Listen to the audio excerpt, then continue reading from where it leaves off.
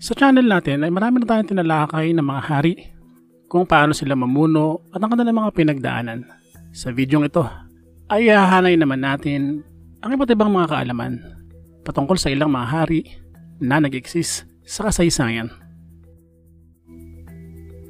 Alam mo ba na sa lahat ng naging hari at reyna ng Inglaterra ay itong si King Henry VIII ay isa sa pinakakilala. Siya ang naging pangalawang namunong Tudor at nakilala sa dami ng kanyang naging asawa, kung saan ay nakapaloob pa rito ang iba't ibang mga madidilim na senaryo sa kaharian tulad ng execution, diborsyo, kamatayan at survival na hanggang sa ngayon ay nakatatak pa rin at naging bahagi na nga ng pop culture. Bukod sa mga ito ay nakilala rin itong si King Henry VIII sa pagtiwalag niya sa Roman Catholic at pagtatag ng Anglican branch ng Kristyanismo na tinawag na Church of England, kung saan ay tahasan silang sumusuway at hindi sumusunod sa kautusan ng Katolisismo, lalo na itong si King Henry VIII. Madami ring mga naipanalong labanan itong si King Henry tulad ng Battle of Flodden kontra sa Scotland. At nangyari rin na nakabangga niya ang ilan niyang mga advisors at mga cardinal tulad naman nina Thomas More, Thomas Cromwell at si Cardinal Wolsey. At syempre nakilala rin itong si King Henry VIII bilang ama ng tatlo pang namuno sa Inglaterra na sina Edward VI, Mary I at Elizabeth I. Samantala noong 1518, kung saan ay bata pa itong si King Henry VIII na mga nasa 20s pa lamang, at sinasabing isa siya sa tatlong hari na namuno sa Western Europe na mga bata rin, kabilang ang 23 years old na si Francis I ng Pransya at ang 20 years old naman na si Charles V ng Espanya. Silang tatlo ay sama-samang lumagda sa kasunduang magtutulungan kontra sa lumalaking imperyo ng Ottoman na nagiging banta rin sa kanila. Dahil sa kasunduang ito ay naging malapit sa isa't isa ang tatlong hari. Pero noong 1519, itong si Charles V ng Espanya ay na-elect bilang ruler ng Holy Roman Empire, dahilan para lumaki ang kanyang nasasakupan at teritoryo sa gawing Central at Southern Europe. At dito ay naungusan niya ang kanyang dalawang tropa na sina King Henry VIII at Francis I pagdating sa laki ng nasasakupan. At dahil sa pagiging imbalance na ito ay napilitan namang magsanib puwersa ang Inglaterra at Pransya, nang sa ganon ay matapatan nila itong si King Charles V ng Espanya. At sa kanilang pagkasanib puwersang ito ay pinakita ng dalawang hari ang kanilang karangyaan, ang kanilang taglay na yaman at ang kanilang puwersa. Nagkaroon ng maraming mga selebrasyon. Ayon sa mga tala ay nagkaroon ng mga pagtitipon ang dalawang hari sa magkabilaang panig, at nasabing ang mga pagtitipong ito ay sobrang bongga na halos ikabankrupt ng araw ng dalawang kaharian. Punong-puno ng maraming mga pagkain at alak at tila walang katapusan ng kasiyahan, kung saan tinawag pa nga ang selebrasyon na ito sa kasaysayan na the Field of the Cloth of Gold. Bukod sa mga pagdiriwang at mga kainan ay nagkaroon din ng mga paligsahan. Ito'y para maipakita rin ng dalawang kaharian ang kanilang puwersa pagdating sa kasundaluhan. At nangyaring mismong itong sina King Henry VIII at Francis I ay sumali sa nasabing paligsahan. At sila mismo ay naglaban. At alam nyo ba kung anong klaseng laban? Sila ay nag-wrestling. Noong panahong iyon, dahil bata pa nga itong si King Henry VIII, ay hindi pa siya ganon kalaki o kataba. Nasa nasabing match lang din daw ng figura nitong si King Francis I. Kaya naman natuloy ang nasabing friendly match. Bagaman parehong athletic, ang nagtagumpay sa nasabing wrestling ay itong si King Francis I. Ito'y dahil sa may alam daw itong isang uri ng wrestling na kung tawagin ay Breton Trip, dahilan para maibalibag niya itong si King Henry VIII, at iyon ang ikinatalo nito. Pero matapos naman ng labanan ay nagyakap ang dalawa ng nakangiti at pareho namang naging masaya. Ang English-French alliance na pinagsamahan ng dalawang haring ito ay sinasabi namang hindi rin daw ganon nagtagal, bagamat sinasabing naging matibay talaga at tumatak sa kasaysayan. Alam mo ba na ang mummified na labi ni Ramesses II, ang isa sa pinakadakilang paraon ng Ehipto, ay may kakaibang kwento ng dali nito sa Pransya. Ang labi nitong si Ramesses II ay nadiskubre noong 1881 kasama ang mahigit 50 pang mga labi ng mga matataas na tao, mga lider pananampalataya at iba pang mga pinagkakatiwalaan ng paraon. Natagpuan ng mga ito sa isang secret chamber at isang ancient burial complex na tinawag na Deir el-Bahari. Ito ay sa west bank ng Ilog Nilo. Itong si Ramesses II ay namuno sa Ehipto sa loob ng 6 na dekada, mula 1279 hanggang 1213 BC. Sa totoo lamang ay una siyang inilibing sa tinatawag na Valley of the Kings, pero sa pag-aalala ng ilang mga lider ng Ehipto na baka nakawan ng kanyang libingan, ay minabuti na ilipat na lamang ito ng lokasyon sa hindi naman ganon kalaksurious na libingan. Matapos ang pagkakadiskubre sa katawan nitong si Ramesses II, kasama ang ilan niyang mga kayamanan, ay inilagay ito at naging sentro ng isang exhibit sa National Egyptian Museum sa Cairo. Kaya nga lang makalipas ang 70 taon ng pagkakadisplay in public. Noong 1974 ay napansin ng mga archaeologists na tila nagde-deteriorate na yata ang mummy o parang nasisira na. At kung hindi ito maaagapan ay tuluyan nga itong madudurog o malulusaw. Kaya naman ay napagpasyahan ng mga nangangalaga dito na dalhin ito sa Paris sa Pransya upang ito ay ma-repair at malapatan ng treatment nang hindi ito tuluyang masira. Sa panahong iyon ang Europa at ang Ehipto ay mahigpit sa pagta-travel. Kinakailangan ay kompleto ang dokumentasyon mo, buhay ka man o isang patay. Kaya naman ang naging resulta, ang 3,189 years ng patay na si Ramesses II ay inisyuhan pa ng isang official passport na meron pang headshot photograph. Meron din itong mga identification details at ang nilagay pa sa occupation nito ay isang patay na hari. At bilang tipikal na pagtanggap naman ng Pransya sa mga matataas na tao, noong September 1976 ay sinalubong ng military honors ang labi nitong si Ramesses II. Ito ay sa paliparan at ineskorta naman ito ng mga kapulisan nang dalhin nito sa laboratorio, kung saan ang maming ito ay dito na binigyan ng antifungal treatment para nga hindi magpatuloy ang pagkasira at nang sa ganon ay magamit pa ito at mag-exist pa ng matagal pang panahon. At sa pagkakataon ngang iyon ay sinamantala na rin ang pag-aaral sa nasabing mummy, kung saan ay natuklasan nila sa forensic examination na itong si Ramesses II pala ay dumanas ng maraming mga sugat na sa tingin nila ay nakuha nito sa mga labanan. Meron din itong mga crack sa ilang mga buto nito o merong mga fracture. Bukod dito ay nakaranas din ng arthritis ang hari. At matapos nga ang mga pag-e-examine na ito at ang preservation treatment, ang labi o ang mummified body nitong si Ramesses II ay muling ibinalik sa bansang Ehipto noong May 1977 at muli rin itong i-display sa Egyptian Museum sa Cairo. Alam mo ba na itong si Charles VI na hinirang ng hari ng Pransya noong 1380 ay nagkaroon ng karamdaman sa kanyang pag-iisip. Noong una ay tinatawag pa siyang Charles the Beloved, pero sa mga huling bahagi ng kanyang buhay ay tinawag na siyang Charles the Mad o isa ng baliw. Ito ay dahil sa kasamaang palad itong si Charles VI ay nagkaroon ng karamdaman sa pag-iisip na kung tawagin ay schizophrenia, kung saan ay marami siyang mga delusions at tila napaparanoid. Ito'y magmula ng kanyang young adulthood. Isa sa mga naitalang pangyayari ay noong 1392, kung saan ay sinumpong siya ng kanyang karamdaman. Nangyaring nasa misyon sila sa mga pagkakataong iyon para maghiganti sa tangkang pagpatay sa kanyang isang malapit na tagapayo.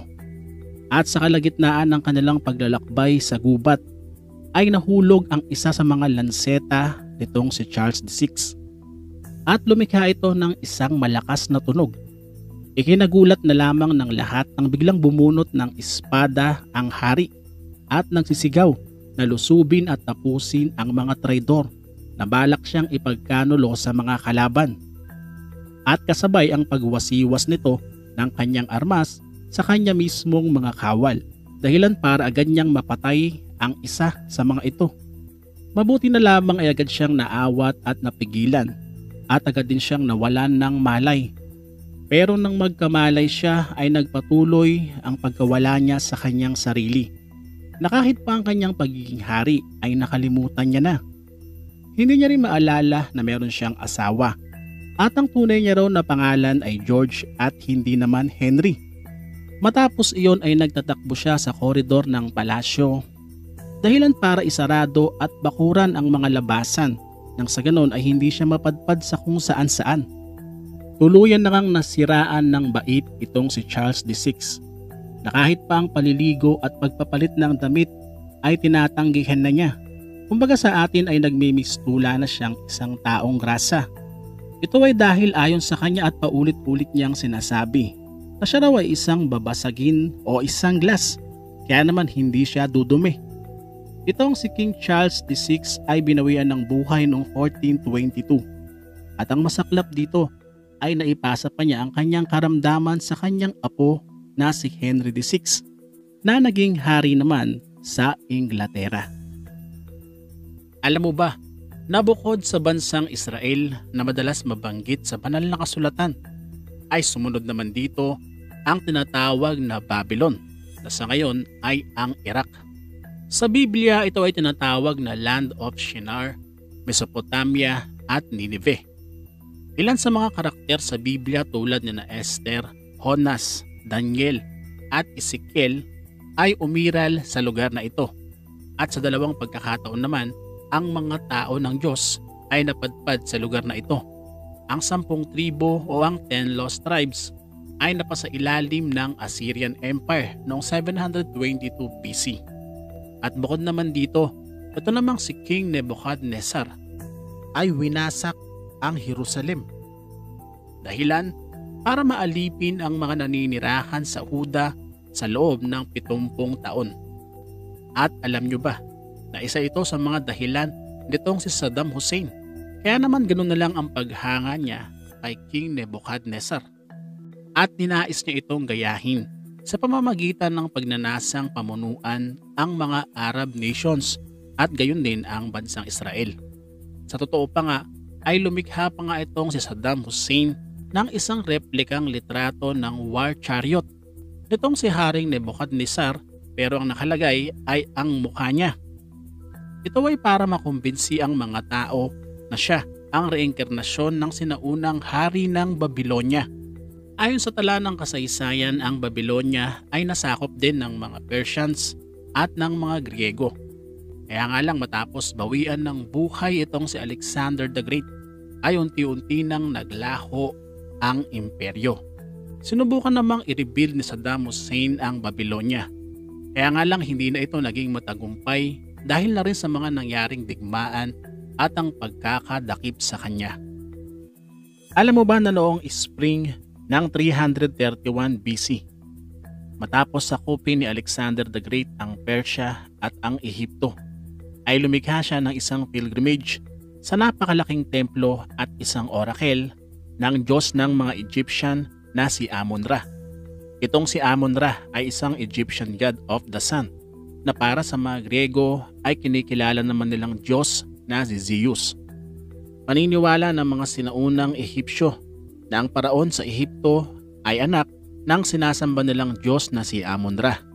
At nang masakop nga ni Alexander the Great ang Ehipto at nang ituring nga siyang bagong ruler nito, ay ninais din niyang ituring din siyang anak ni Amun-Ra, ang Diyos nga ng mga Egyptians.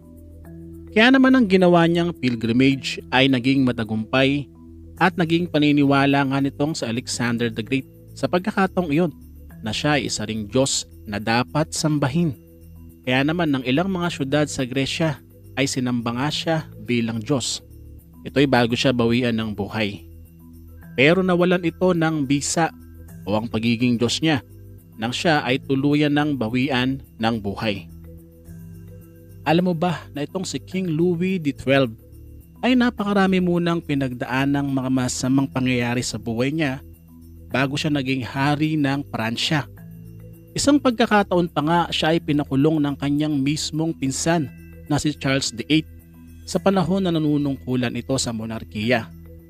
Pero nang dumating na ang pagkakataon na siya na ang nakaupo sa trono bilang hari, ay marami ang mga nagsuggest o mga nag-advise sa kanya na parusahan niya ang lahat ng mga nagpahirap at ng mga nang maltrato sa kanya sa nakalipas na panahon. Ginawa nitong si King Louis XII na isulat sa isang papel ang mga pangalan ng lahat ng gumawa sa kanya ng hindi mabuti at minarkahan niya ng pulang krus ang tabi ng pangalan ng mga ito. At nang lumabas na nga at kumalat ang mga nasa listahan na ginawa nitong si King Louis XII, ang lahat ng mga nakalista rito ay agad humingi ng tawad sa kanya. Maging ang mga nasa malayong lugar ay nagpadala ng mensahe. Ito'y dahil naisip nila o inassume nila na ang markang pulang krus ay nangangahulugan ng kamatayan. Pero ang hindi nila alam, ang listahan pala na ginawa nitong si King Louis XII ay hindi pala para sa kanyang paghihiganti. Kung hindi ito pala ay listahan ng kanyang mga napatawad na sa mga kasalanang nagawa sa kanya. Dahil ang pulang krus pala ay sumisimbolo hindi ng kamatayan, kung hindi ng pagpapatawad niya sa may mga atraso sa kanya.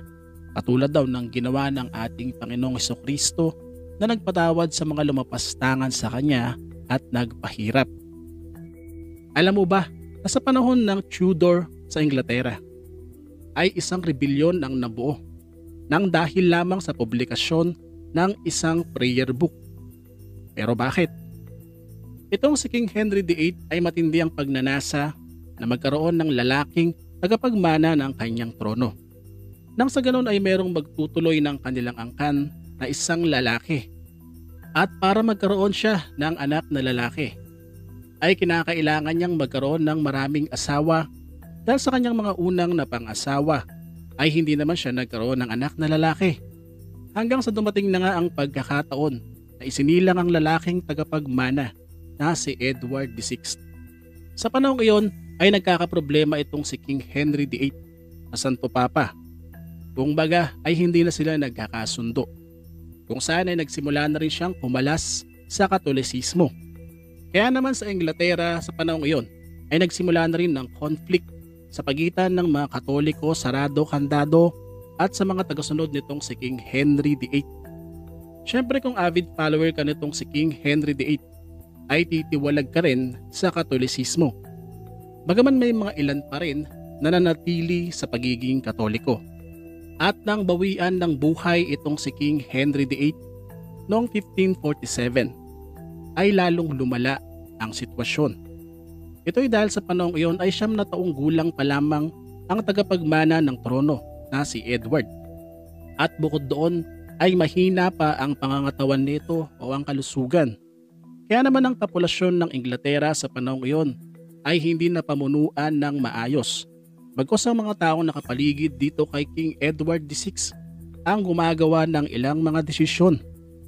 Sa unang bahagi ng panunungkulan ng batang si Edward VI ay nagpatuloy ang protestanteng Inglaterra o ang Church of England na kanyang namana sa kanyang amang hari na si King Henry VIII. At sa pagkakataong iyon ay napagdesisyonan na rin ng kapulungan sa pangunguna nga ni Edward VI na gawin ng Ingles ang lengguwahe sa tuwing magkakaroon ng mga church services o church sermon, kung saan papalitan na ang dating lengguwaheng Latin na ginagamit sa tuwing nagmimisa noong panahon pa ng Katolikong Inglaterra. At dahil dito, noong 1549 ay nalikha na nga ang Book of Common Prayer. At nang mai-publish na nga ito, ay pinadala ang mga kopya nito sa bawat parokya sa buong Inglaterra, kung saan ay English na nga ang lengguwaheng ginamit sa nasabing prayer book. Ganon minadali ang paglikha nito. At ang resulta ay kinagulat ito ng ilang mga English people. Nabagaman English kasi ang ginagamit nilang lengguwahe ay hindi sila kontento ang naging pagbabago sa lengguwahe sa mga church services at ang pagpapakilala ng Book of Common Prayer ay naging problema sa ilang mga nasasakupan ng kaharian. Damang-dama ito sa mga lugar ng Devon at sa Cornwall. Ito'y mga countryside area sa gawing southwest ng Inglaterra. Ito'y dahil sa mga lugar na nabanggit ay hindi rin Ingles ang ginagamit. Bagkus ay Cornish. Isa itong Celtic language na sinasabing nahahawig daw sa Welsh, Scots at Irish language. Dahilan para pati ang kanilang kultura ay maapektuhan na rin. Ito'y dahil nga sa matinding pagpupush ng Protestantismo na kinakailangan daw kalimutan na ang dating pananampalatayang Katoliko. Ang hindi maalwan na resultang iyon para sa mga taga Cornwall ay nagresulta ng pag-alma nila. Kaya naman ang mga nakatira dito ay nagprotesta hanggang sa tuluyan na nga itong maging isang rebelyon na kumalat rin sa lugar ng Devon. At noong 1549, ang pinagsamang puwersa ng mga Cornish at ng mga Devonian rebels na tinatayang mga nasa 6,000 katao ay kinubkob ang kalapit na syudad na Exeter, ang pinakamalaki at ang kapitolyo ng rehiyon. Sa mahigit isang buwan ay kinontrol ng mga rebelde ang lugar, kung saan makailang ulit nilang nakalaban ng mga kawal ni King Edward na nahirapan pa nga noong una. Pero sa mahigit 6 na linggong bakbakan, sa kakulangan na rin ng makakain ng mga rebelde ay nagawang magtagumpay ng pamunuan nitong si King Edward. Dahil sa gutom ay napilitang sumuko ang mga rebelde at karamihan sa mga ito ay hinatulan ng kamatayan at nabilanggo. At ito'y sinasabing isa sa madilim na bahagi ng Inglaterra nang dahil lamang sa resulta na tinatawag na Prayer Book Rebellion.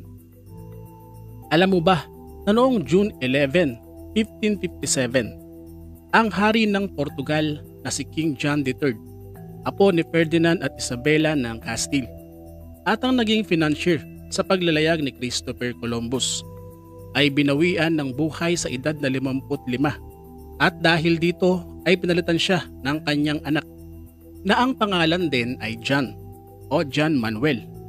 Kaya nga lang maaga siyang binawian ng buhay sa edad lamang na 16. Dahilan para naman maipasa muli ang trono sa kanyang anak o sa apo ni King John III na si Dom Sebastião o Don Sebastian, at siya ang naging hari. At siya ay binansagang King Sebastian I of Portugal. Kaya nga lang sa mga pagkakataong iyon, siya ay 3 taon gulang pa lamang. At dahil wala pang kakayahang mamuno, ay pansamantala munang nag-take over ang kanyang ina na si Princess Joanna of Austria, ang manugang ni King John III.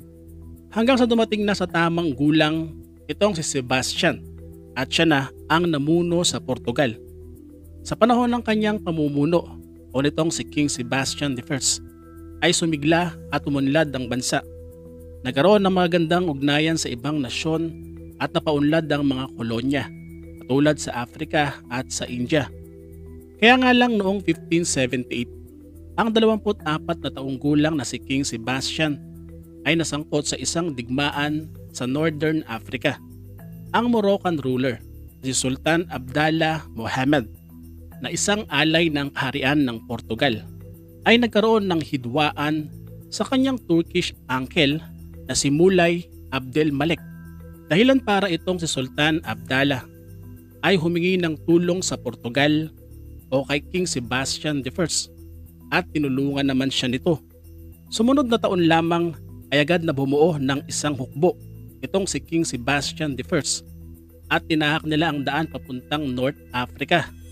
Samantala sa Morocco naman ay bumuo rin ng hukbo si Sultan Abdallah Mohammed na umaabot ng 6,000 mga kawal. At doon ay nag-combine na ang hukbo nitong si King Sebastian I at ang mga sundalo ni Sultan Abdallah. At magkakasama nilang tinungo ang Moroccan Desert. Ito'y para nga makipagdigmaan na. Noong August 4, 1578 ay nakaharap na nga nila ang hukbo itong si Mulay Abdel Malek. Ito ay malapit na syudad ng Alcacer Quever. Kaya naman tinawag ang digmaang ito na Battle of Alcacer Quever. At ang iba naman ay sinasabing Tinatawag din daw itong The Battle of Three Kings. Ito'y dahil nga sa tatlong leader ang involved sa nasabing labanan, kung saan ay halos parehong 7,000 mga kawal ang nalaga sa magkabilaang panig. At sa gitna pa ng labanan ay ang nakapagtataka ay biglang naglako itong si King Sebastian ng Portugal. Huli siyang namataan na nakasakay sa isang kabayo. May mga nagsasabing siya raw ay napatay sa labanan. Pero meron ding mga nagsasabi na siya raw ay nadakip, kinulong at saka hinatulan ng kamatayan. Pero hindi na siya natagpuan pa. Hanggang sa makarating sa kaharian ng Portugal ang mapait na sinapit ng kanilang hari. Dahilan para ang lahat ay magluksa. At dahil walang anak itong si King Sebastian I, ay ang tanging magmamana ng kanyang trono ay ang kanyang 66 years old ng tiyuhin na si Henry. Kaya nga lang, ang nagpalala pa ng sitwasyon ay agad ding binawian ng buhay itong si Henry o ang tiyuhin niya itong si King Sebastian I. Ito'y 2 taon pa lang sa pagkakaupo niya sa trono. At dahil wala nang papalit sa kanya, doon ay nagkagulo na ang Portugal. 1580 na magkaroon ng maraming mga labanan sa pag-aagawan ng trono at tinawag itong War of Portuguese Succession. Sa susunod ay muli tayong maghihilera ng mga kaalamang oligarkiya na baka hindi mo pa alam o hindi mo pa napapakinggan. Muli maraming salamat sa inyo mga paos at see you sa next episode. Bye bye.